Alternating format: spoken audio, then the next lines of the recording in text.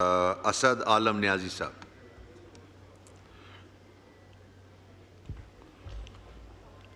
बिस्मिल्लाहिर्रहमानिर्रहीम। जनाब स्पीकर, बहुत शुक्रिया कि आपने मुझे टाइम दिया। सबसे पहले तो मैं प्राइम मिनिस्टर साहब, फॉरेन मिनिस्टर और पूरी कौम को एक खुशखबरी देना चाहता हूँ, और ये बहुत अच्छा है कि कल हमें ग्रे लिस्ट में जो डालने की एक टेररिस्ट मुल्क ने कोशिश की और उसकी लीडरशिप जो एक टेररिस्ट ऑर्गेनाइजेशन आरएसएस से तल्लक रखती है, वो टोटली जिस तरह पहले फेल हुए अभी भी फेल हुए हैं।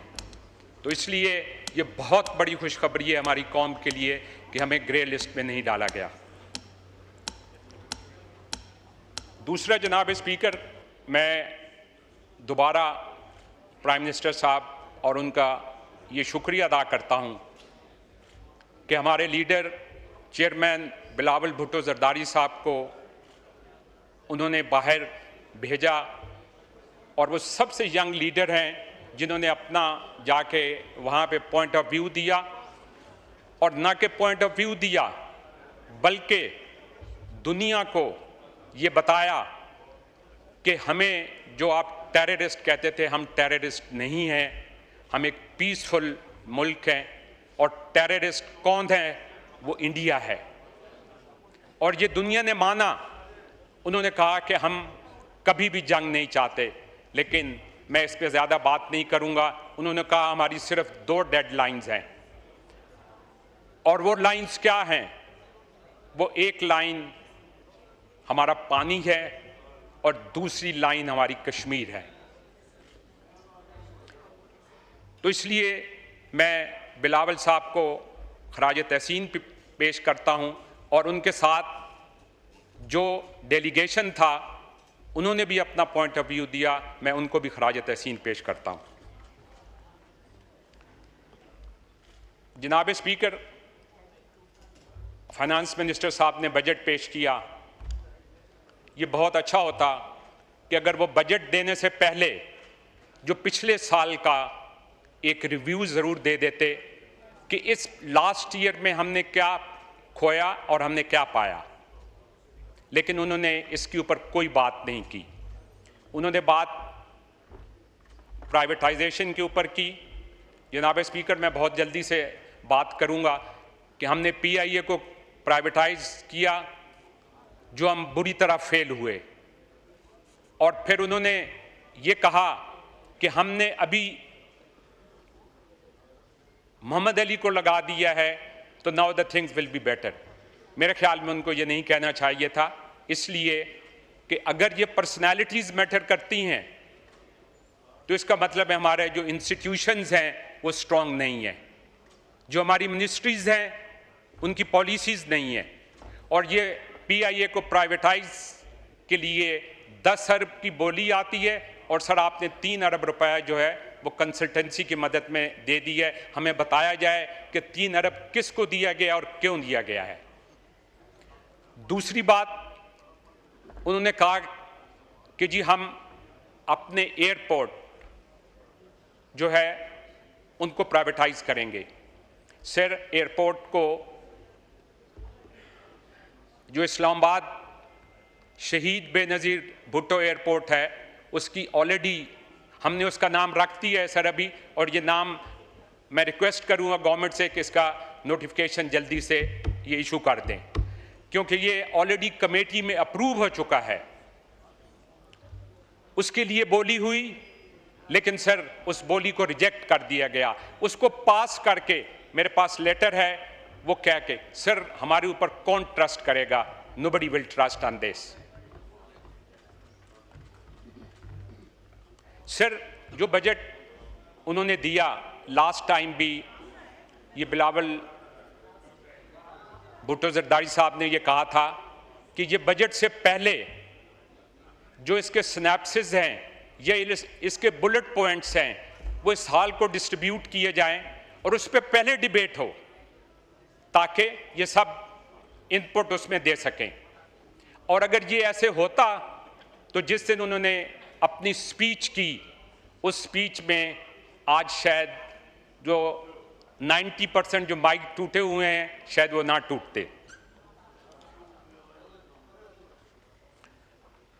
जनाब स्पीकर, मैं अभी बजट के ऊपर आऊंगा और बजट के ऊपर आने से पहले मैं एक ये बात करूंगा कि जब भी पीपल्स पार्टी ने बजट दिया है उसने हमेशा एक गरीब, किसान, मजदूर और कम तबके वाले आदमी का बजट दिया है।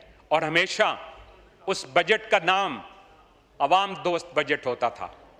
लेकिन मुझे अफसोस से कहना पड़ रहा है कि आज जो बजट है सब उसको कह रहे हैं कि ये एक IMF का बजट है। सर, हम IMF प्रोग्राम में ज़रूर हैं, लेकिन 22 मई को IMF की वेबसाइट पे ये पूरा बजट उधर मौजूद था। तो इसका मतलब ये है कि ये बजट बहुत पहले बना दिया गया था। जनाब स्पीकर, मेरी इससे रिक्वेस्ट ये है कि जब IMF के साथ मीटिंग हो तो हर पार्टी के एक नुमाइंदा उधर जरूर होना चाहिए जो IMF के साथ बात कर सके। और मैं ये भी कहूँगा कि CM जितने प्रोविंस के हैं उनको भी होना चाहिए ताकि वो अपने प्रोविंस के जो प्रॉब्लम्स हैं वो IMF को बता सकें। लेकिन ऐसे नहीं होता, हमें कुछ बात का पता ही नहीं होता और हम ये कहते हैं कि ये बजट जो है वो IMF ने बनाया है। तो इसलिए मेरी ये रिक्वेस्ट है और इसको ज़रूर शामिल किया जाए। सर, मैं दूसरी बात करूँगा, ये दुनिया में कहीं नहीं होता। पाकिस्तान वाहिद मुल्क है जिसमें ये फाइलर और नॉन फाइलर की बात होती है। मेरे एक ऑनरेबल कॉलीग ने इसके ऊपर काफ़ी डिटेल में बात की है, लेकिन सर ये बिल्कुल गलत है। हम इसको अपनी पार्टी से रिक्वेस्ट करूँगा कि ये बिल्कुल ख़त्म होना चाहिए कि जी उसको ये अरेस्ट करेंगे, उसको वो अरेस्ट करेंगे, ये करेंगे। मैं उस हल्के से हूँ जो बहुत गरीब लोग हैं, उनको एक वो जो फॉर्म है वो फॉर्म 10 पेजेस का फॉर्म है, उस फॉर्म को भरने के लिए भी उनको 10,000 रुपये चाहिए। तो इसलिए नॉन फाइलर को ये बिल्कुल सर ये ख़त्म होना चाहिए, ये किसी और मुल्क में ये नहीं है। दूसरा जनाब स्पीकर, मैं एनर्जी की बात करूंगा। ये बहुत बहुत अफसोस की बात है और मैं ये समझता हूं कि ये शायद इसी वजह से ये हुआ है। 27 दिसंबर 23 को बिलावल भुट्टो जरदारी साहब ने अपना मैनिफेस्टो इलेक्शन का पेश किया और उन्होंने कहा कि हर गरीब को हम 300 यूनिट मुफ्त देंगे और सोलर लगा के देंगे। ये ऑलरेडी सिंध में ये प्रोग्राम शुरू हो गया है। जब ये शुरू हुआ है तो इसके ऊपर उन्होंने 18% टैक्स लगा दिया है। सर, हम इसको बिल्कुल नहीं मानते और मैं गवर्नमेंट से रिक्वेस्ट करूंगा कि इसको वापस लें। इसको हम वोट नहीं करेंगे सर। ये एक गरीबों का वो है और एक गरीब ने अगर अपने घर के ऊपर 200 यूनिट्स के लिए लगाया है, उसने 1 लाख रुपया खर्च किया है, आज वो 18% का मतलब ये है कि 18,000 रुपये कैसे देगा? ये गवर्नमेंट को सोचना चाहिए। सर, दूसरा मुझे ये पब्लिक सेक्टर डेवलपमेंट प्रोग्राम मैंने काफ़ी पढ़ा है, लेकिन मुझे अफसोस से ये कहना पड़ रहा है कि मुझे पहली दफ़ा पता चला है कि पाकिस्तान की डेफिनेशन क्या है।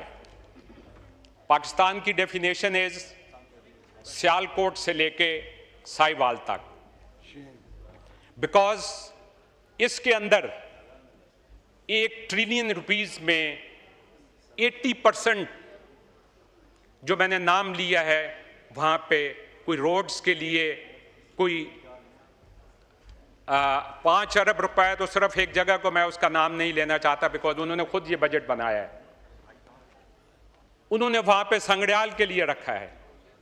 सर, ये बिल्कुल गलत बात है।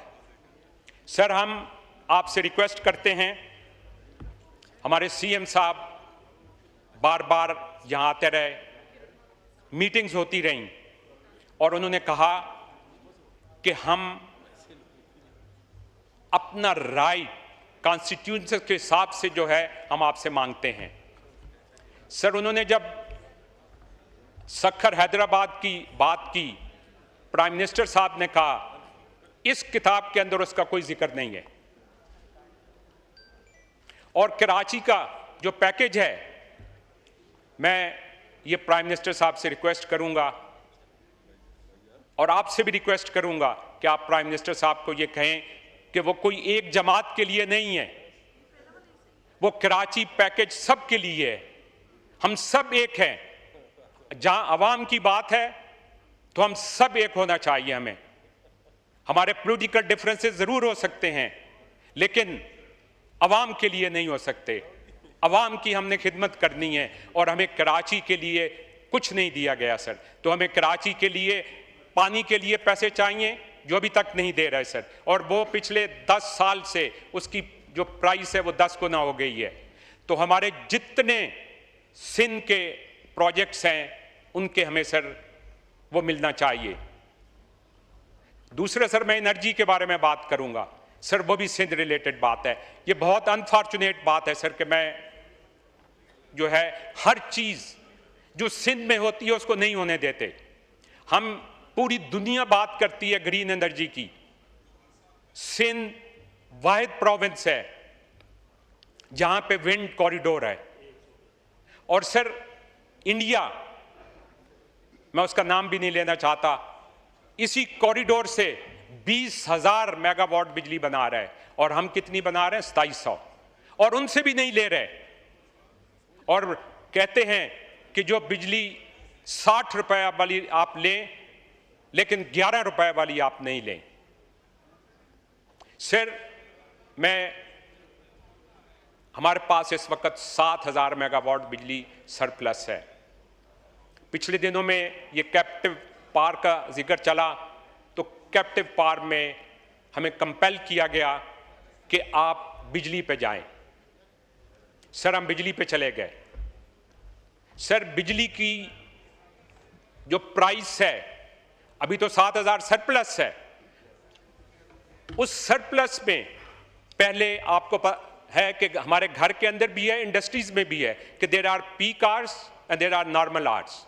नाउ द पीक आवर्स ये उस वक्त बनाए गए थे जब लोड शेडिंग होती थी कि जी 6 से लेकर 10 बजे तक लोग घरों में काम ना करें। लेकिन सर, अभी जब सरप्लस है और IMF ने कहा है ये बात कि हमसे गलती हो गई है, सर 36 रुपए पीक आवर्स में है, नॉर्मल आवर्स में 29 रुपीज है। तो हमने रिक्वेस्ट की कि इसको एवरेज आउट करके 32 रुपए कर दें, लेकिन वो भी करने को तैयार नहीं है सर। उसके बाद हम पीपल्स पार्टी ने जब भी बजट दिया है, हिस्ट्री में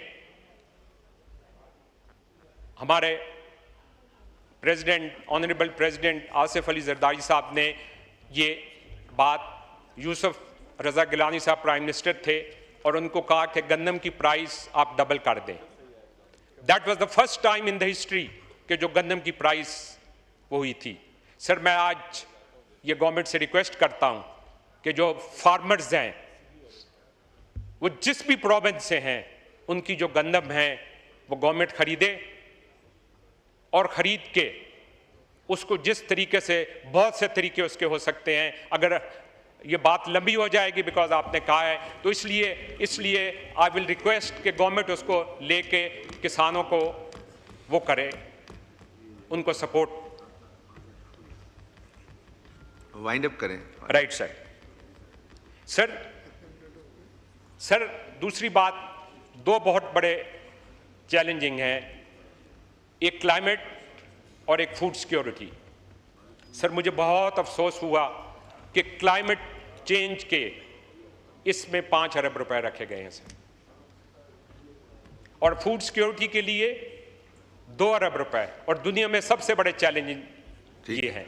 ठीक है, मैं सर आखिरी पॉइंट सर, मैं बस सिर्फ ये रिक्वेस्ट करूंगा जो मेरे भाई उधर भी बैठे हैं या इधर भी हैं, कि let us rise above partition interest and work collectively for the betterment of our poor people and the advancement of our nation. Pakistan हमेशा जिंदाबाद. Thank you, sir.